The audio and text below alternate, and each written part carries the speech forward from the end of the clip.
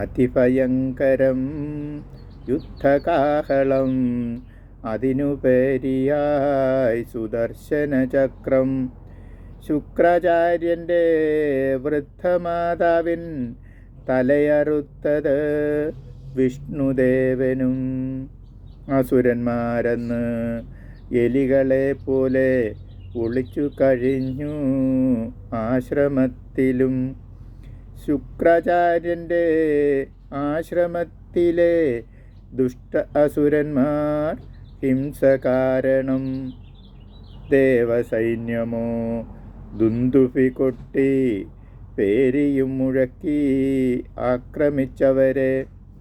വൃദ്ധസ്ത്രീയുടെ തപശക്തിയാല ദേവസൈന്യങ്ങൾ പൊട്ടിച്ചിതറി.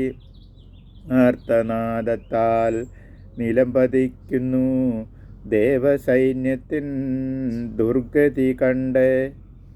വിഷ്ണുദേവനോ ദുഃഖിതനായി പരാജയഭീതി ആത്മാഭിമാനവും തകർന്നടിഞ്ഞപ്പോൾ ചക്രായുധത്തെ ധ്യാനിച്ചു മനസ്സിൽ പ്രാർത്ഥനയോടെ.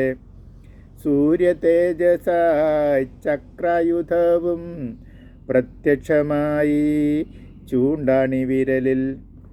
മഹാവിഷ്ണുദേവൻ ധ്യാനനിമഗ്നനായി അടുത്ത ക്ഷണത്തിൽ തലയറുത്തതും. സുദർശനചക്രം പൂർവസ്ഥിതിയിൽ തിരികെയെത്തി തൽ സ്ഥിതിയും തുടർന്നു. ഞെട്ടിവിറച്ചു ഈരേഴു ലോകം വൃദ്ധമാതാവിൻ ദുർവിധിയോർത്ത്. മകൻ്റെ ശിഷ്യരെ സംരക്ഷിച്ചത് തപോൽബലത്താലും ആയുധമില്ല. മഹാവിഷ്ണുവിൻ്റെ സുദർശനം തന്നെ വേണ്ടിവരുന്നു തലയറുത്തിടാൻ. വൃദ്ധതാപസി കരുതിയേയില്ല ഇത്തരം പോൽ തൻ അന്ത്യമെന്നതും. ആശ്രമത്തിലെ ഭൃഗുമഹർഷിയും ഞെട്ടിത്തരിച്ചു കോപക്രാന്തനായി. ശപിച്ചു വിഷ്ണുവിനെ വൈകുണ്ഠം വിട്ട് ഭൂമിയിൽ വന്ന് ജാതനായിടും.